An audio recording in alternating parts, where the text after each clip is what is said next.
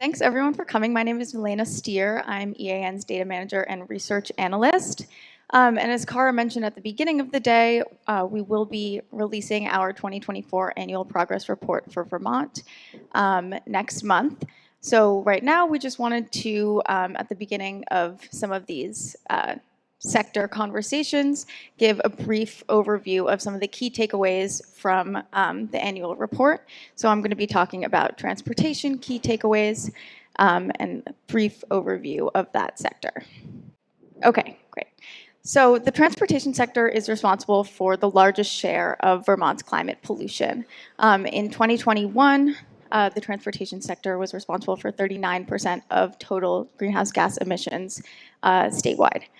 And one of the reasons that the transportation sector produces more climate pollution than the thermal sector, despite using less energy overall in terms of million BTUs or British thermal units, is because the vast majority of the energy used in the transportation sector is fossil fuel based. You can see that on the pie chart on the right side there in the orange. The majority of that is gasoline, and there's a smaller share that is diesel.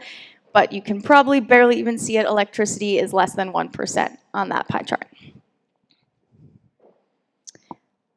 And this graph on the left here shows transportation sector emissions over time since 1990. In 2021, Vermont's transportation sector was responsible for 3.25 million metric tons of climate pollution.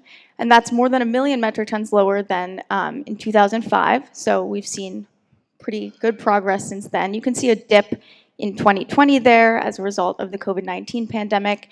And we have seen in 2021 a partial rebound from those lower levels. And we're yet to see where it will be in the years since 2021. Gasoline use in on-road vehicles and non-road equipment represents the largest share of these transportation emissions. So you can see gasoline use, both on-road and non-road, is in that big orange chunk there.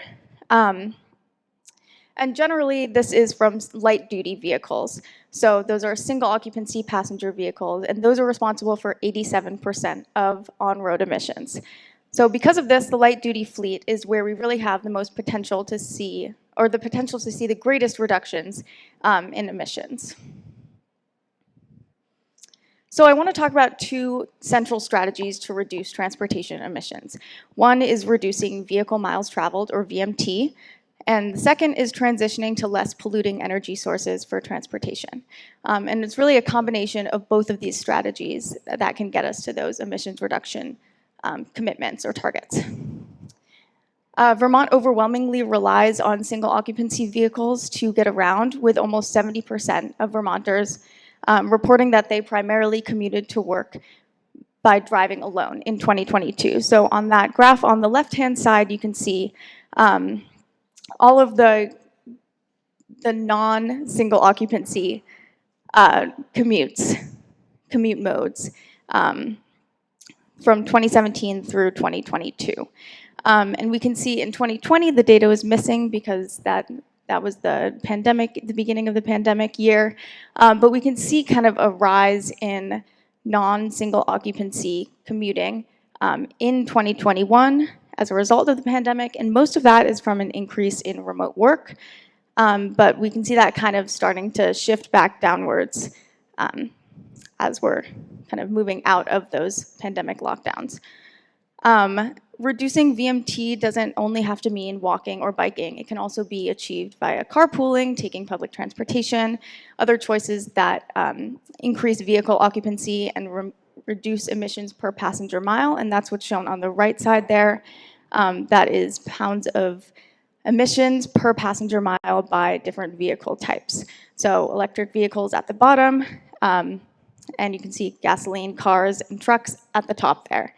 And those are based on an average occupancy of 1.58 passengers per vehicle. I'm seeing my time run out, so I need to go a little bit faster. So increasing occupancy in those vehicles can reduce emissions per passenger mile. But because more than 60% of Vermont's population do live in rural areas, and we have the highest per capita VMT in the Northeast, a lot of these options are not viable for many Vermonters, including walking, biking, or taking public transportation based off of historic dispersed rural settlement patterns in the state. VHFA projects that Vermont will need between 24,000 and 36,000 homes, more homes by 2030. And how we meet that need has implications for not just for housing affordability across the state, but also for the climate, for ecosystems, health, and safety. And this study from VTrans on VMT and smart growth that was recently published has shown that a smart growth approach of concentrated growth and balanced land use would reduce annual GHG emissions by between 8,000 and 13,000 metric tons by 2050. So that's what you can see on the farthest left bar. And this combination of high per capita vehicle miles traveled and high reliance on fossil fuels really results in high costs for Vermont households, particularly those with lower incomes. According to Efficiency Vermont, Vermonters spend an average of 4% of their income on transportation fuels alone, and that's not including the cost of the vehicle or maintenance and operations. And when we look at those combined costs of fuel, vehicle purchase, and maintenance, the average burden comes to 25%. So on the right-hand side, you can see a map of the state and how that really differs between areas of the state based on how rural an area is, as well as incomes across the state. And these cost burdens tend to be higher in lower income communities as well, and more rural communities, as I said. High gasoline users in Vermont, which are also referred to as gasoline super users, are those drivers that are in the top 10% of the US in terms of gasoline consumption. So this graph on the left-hand side shows data from an organization called Cultura, and it shows that gasoline super users or high gasoline users in Vermont really face the highest transportation energy burdens, especially those that are in the lower income categories. So now turning over to electrifying our transportation. Electrifying the light-duty fleet really is a key pathway to reducing Vermont's transportation emissions and saving Vermonters money. So at the end of 2023, there were only about 2% of Vermont's light-duty fleet overall was electric vehicles. As of the end of 2023, that was as of the end of 2023. But as of July 2024, we have over 15,000. So that is a little bit higher, but it's still a very small share of the overall light-duty fleet. But we are seeing positive signs in new light-duty vehicle sales, where in the first half of this year, 12% of light-duty vehicle sales were electric.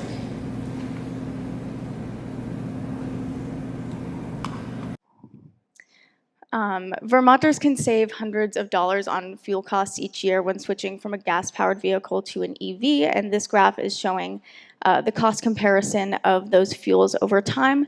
We can really see that gasoline and diesel here are much more volatile than electricity, which has remained quite stable over time.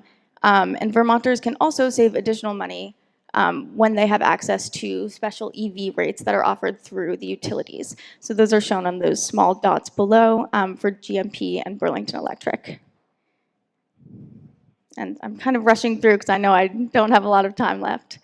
And many of you have probably seen these maps or these graphics before, but in addition to reducing costs for individual households, electrification of transportation and thermal has benefits for the Vermont economy as a whole.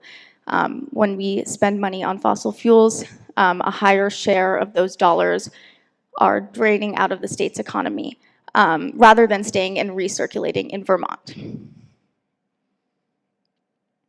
And one of the key reasons that it costs less, that we're seeing these lower costs for powering an electric vehicle, is because the electric equipment is so much more energy efficient. So in other words, less energy is required to power an EV than a gas vehicle to move the same distance. And going back to the highest gasoline users in the state, they really have the potential to see the greatest reductions in costs. This is also some data from Cultura, and it shows that those highest gasoline users in Vermont have the potential to save over $4,000 per year when switching to an EV from a gas vehicle, compared to just under $1,000, which is still a good amount of savings every year, but just under $1,000 for the typical or average gasoline users. And I know I'm out of time, so I might just leave it there. Thank you.